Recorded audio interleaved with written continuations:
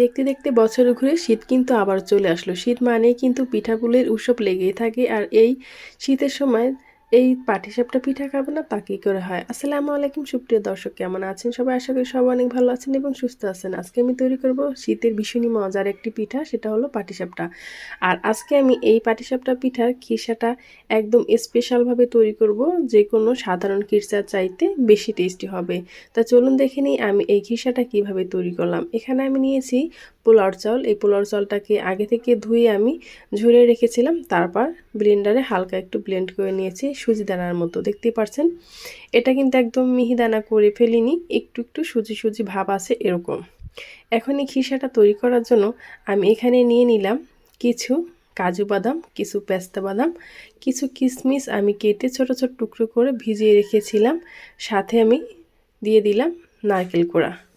এই যে 4টা উপকরণ আমি নিয়েছি, এই 4টা উপকরণ দিয়ে যদি আপনি খিরসাটা তৈরি করেন, এর স্বাদ বহুগুণে বেড়ে যাবে। যাকে তৈরি করে খাওয়াবেন সে কিন্তু এই পিঠার ফ্যান হয়ে যাবে। তো চলুন আমি এই খিরসাটা কীভাবে তৈরি করলাম সেটা আপনাদের মাঝে শেয়ার করি।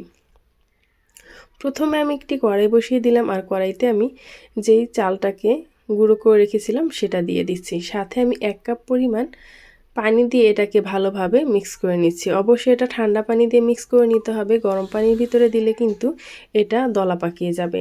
আর খিরসাটা তৈরির সময় যেন দলা পাকিয়ে না যায় সেটার দিকে খেয়াল রাখতে হবে।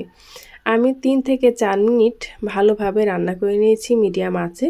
আগে থেকে আমি 1 কেজি দুধ ভালোভাবে জাল করে ঘন করে রেখেছিলাম, সেটাই এখন এর ভেতরে দিয়ে দিচ্ছি। দিয়ে দিলাম স্বাদ মতো লবণ। আর এখন কিন্তু সুজিটা আমার খুব সুন্দরভাবেই ফুটে গেছে। এখন এর ভেতরে দিয়ে দিচ্ছি স্বাদ মতো চিনি। যে যেরকম চিনি খেতে পছন্দ করেন সেরকমই কিন্তু দিয়ে দিতে পারেন।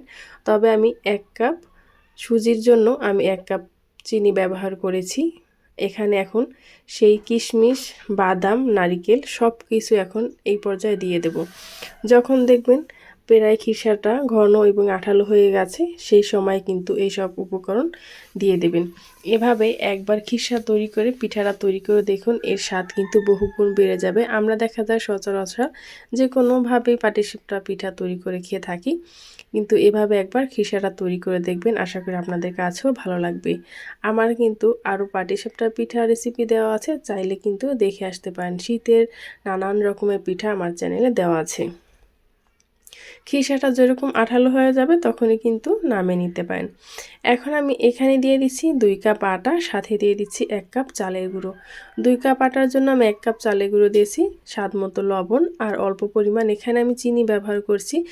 চিনিটা ব্যবহার করলে এই পিঠাটা খেতে আরও বেশি ভালো লাগে। অনেকে দেখা যায় ব্যাটারটা শুধু লবণ পানি দিয়ে করে, পিঠাটা খেতে কিন্তু বেশি একটা ভালো লাগে না। হালকা চিনি দিলে পিঠাটা অনেকটা ভালো লাগে।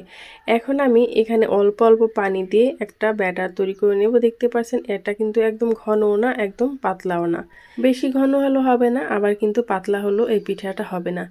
এখন আমি ডিজাইনের জন্য এই ব্যাটার থেকেই অল্প একটু ব্যাটার অন্য একটা বাটিতে নিয়ে নিলাম, আর দিয়ে দিচ্ছি ফুড কালার। ফুড কালারটা দিয়ে ভালোভাবে মিক্স করে আমি একটি সসের বোতলে এটাকে ঢেলে নিয়েছি।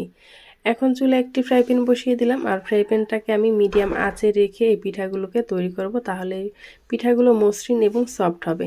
দেখতে পাচ্ছেন চুলার আঁচটা আমি কিভাবে রেখেছি, একদম লো টু মিডিয়ামে রেখেছি।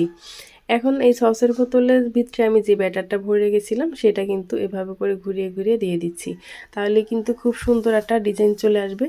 আর যে ব্যাটারটা আমি তৈরি করে রেখেছিলাম তার থেকে 2 চামচ দিয়ে এভাবে করে ঘুরিয়ে নিলেই কিন্তু খুব সহজে একটা বড় রুটির মতো হয়ে যাবে। আর অল্প চালের গুঁড়ো দেওয়ার কারণে কিন্তু এই পিঠাটা খেতে ভীষণই ভালো লাগবে। শুধু আটা কিংবা ময়দা দিয়ে করলে এটা কিন্তু অনেকটা নরম থাকবে, আর চালের গুঁড়ো মিক্স করে নিলে এই পিঠার স্বাদ আরও বেশি বেড়ে যায়। এখন আমি দিয়ে দিলাম খিরসাটা, যে খিরসাটা আমি তৈরি করে রেখেছিলাম। আর এর স্বাদ আরও বেশি বাড়ানোর জন্য আমি খিরসার উপর দিয়ে একটু গুঁড়া দুধ ব্যবহার করলাম। এইভাবে একবার তৈরি করে দেখবেন, আশা করি আপনাদের কাছেও ভালো লাগবে। গুঁড়া দুধটা আপনি যখন পিঠাটা কামড় দেবেন খাবেন, অসম্ভব মজা হবে। এখন আমি দেখতে পাচ্ছেন পিঠাটা কিভাবে উল্টিয়ে নিচ্ছি। যখন পিঠাটা হয়ে যাবে চারো কিনার থেকে কিন্তু এটা ছেড়ে দেবে। এখন আমি এটা ভালোভাবে চেপে চেপে উঠিয়ে নিচ্ছি। আপনারা কিন্তু যে কোনো ডিজাইনই এই পিঠাগুলো তৈরি করে নিতে পারেন। আমি আরও একটা ডিজাইন দেখিয়ে দিচ্ছি, এভাবে করেও কিন্তু আপনারা পিঠাগুলো তৈরি করতে পারেন, যে কোনো পছন্দ মতো আপনাদের ডিজাইন দিয়ে। এই তো একই প্রসেসে আমি সবগুলো পিঠাই কিন্তু তৈরি করে নিলাম। আর এই ব্যাটারটা দেওয়ার পরে 10 থেকে 15 সেকেন্ড অপেক্ষা করলে কিন্তু এটা খুব সুন্দরভাবে হয়ে যাবে, ঢাকনা দেওয়ারও কোনো প্রয়োজন হবে না। যদি আপনাদের কাছে মনে হয় পিঠাটা খুব সুন্দরভাবে লেগে যায় না, তাহলে এই সাইড দিয়েও খিসার একটু ব্যাটার দিয়ে এভাবে করে লাগিয়ে দিতে পারেন, যাতে করে এটা ছুটে না যায়। আর যদি আপনারা পিঠাগুলো তৈরি করার সময় চুলার হিটটা হাই হিটে রাখেন, তাহলে কিন্তু পিঠাটার উপরে মসৃণ হবে না, একটু ঘদঘদ কিংবা উঁচু নিচু হতে পারে। এই তো আমার গরম গরম পিঠাগুলো পরিবেশন করা হয়ে গেছে। আর খুব সহজে কিভাবে এই পিঠাগুলো তৈরি করে নিতে পারেন সেটাই আপনাদের মাঝে শেয়ার করছি। এই পর্যন্ত আমার সাথে যারাই ছিলেন তাদেরকে জানাই অসংখ্য ধন্যবাদ। পরবর্তী ভিডিও পর্যন্ত সবাই ভালো থাকবেন, সুস্থ থাকবেন। ভিডিওটা ভালো লাগে চ্যানেলটি সাবস্ক্রাইব করে পেজটি ফলো দিয়ে আমার সাথেই থাকবেন। আল্লাহ হাফেজ।